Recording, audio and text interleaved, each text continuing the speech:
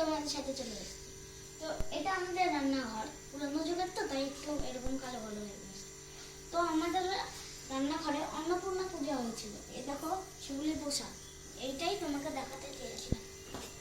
এই দেখো এইখানটা এমনি রেখে দিয়েছে যারা যারা আসবে, এবং এখান থেকে ভাঙিয়ে আমরা খেয়েছি। তো ফ্রেন্ড, আমাদের বাড়িতে খাওয়ার জন্য যা যা আছে এই দেখো,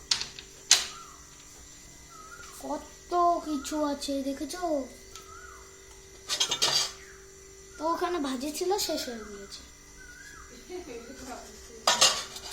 কলার তরকারি, সবজি, তারপরে এই যে শাক এক প্রকার, এটা দেখালাম। ওই যে ডাল,